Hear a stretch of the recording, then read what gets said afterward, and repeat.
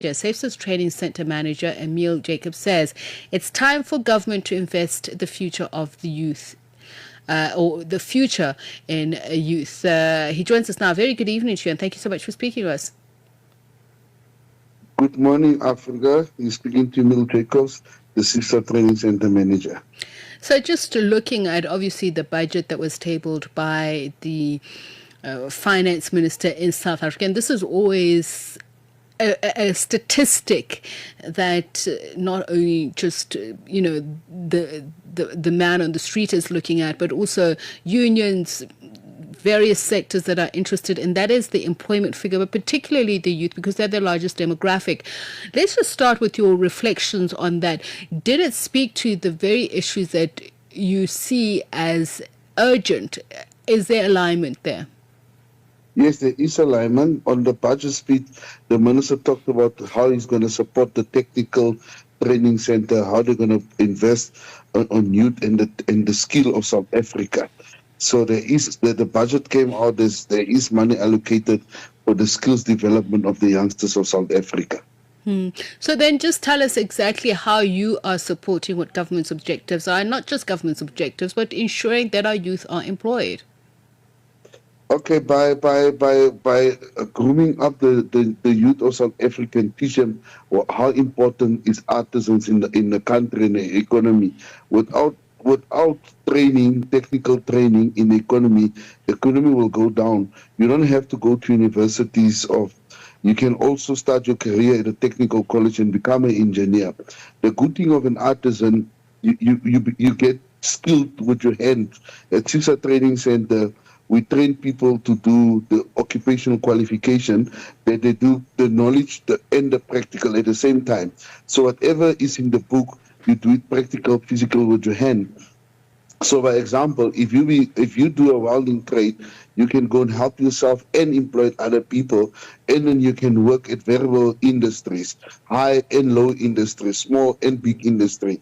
As an electrician also, this is the most trades that you can get, that you can self-sustainable and not even expensive to start a business. You need only few tools to start it. Like an electrician can just go and wire a house. You just need few spanners and a multimeter. It costs him 500 rand to start his business, and he can put food in the table, and he can employ somebody. So this is the importance of trades and development. If you don't have trades and artisans in a country, you won't succeed, because everyone needs an artisan. Your motor mech is an artisan. If we don't have mechanics, we're not going to get to A to B. If we don't have builders, we won't have houses, structures won't happen. So this is the reason why it's so important to inform youth. You don't have to go to university. You can go to Tibet colleges, which the South African government and the Minister of Higher Education invest a lot in technical training and the occupational qualification, which is the dual system that at this moment it works very well in South Africa. And I want to understand, when you say apprenticeship programs, people normally get a bit confused. And your understanding of what you're offering South Africans, I know you've explained some of it, but people also often look at university degrees as a far more guaranteed way of being employed.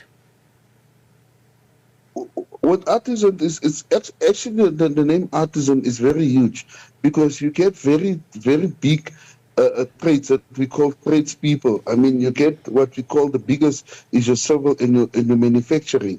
So if you want to become an engineer, there's two routes to become an engineer.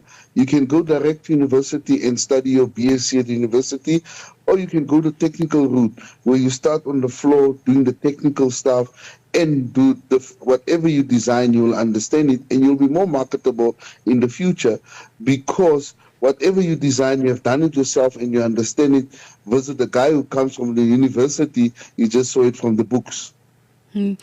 So their skills, but I also want to look at life skills. They're also infused in this apprenticeship program.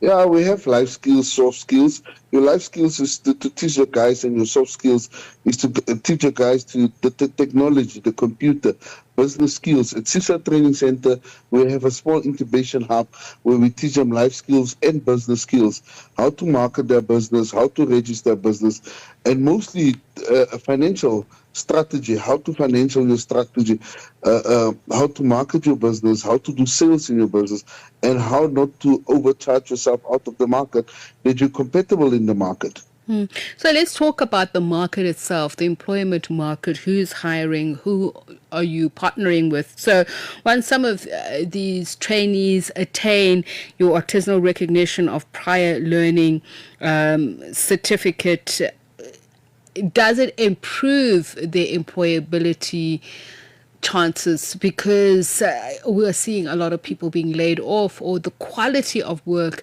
itself deteriorating.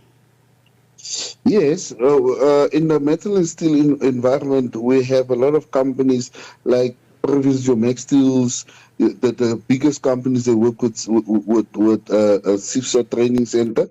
We train all the artisans. And remember, if you train proper artisans like Seifsa Training Center, the people get upskilled and production will go further, and there will be less breakdowns. And if your artisans are trained properly, there will be more employed. People don't have to import and export. Everything can be manufactured in South Africa because it means the equipment will be up to standard to manufacture the stuff locally. Emile Jacobs, thank you so much for speaking to us. He is the Seifsa Training Center Manager.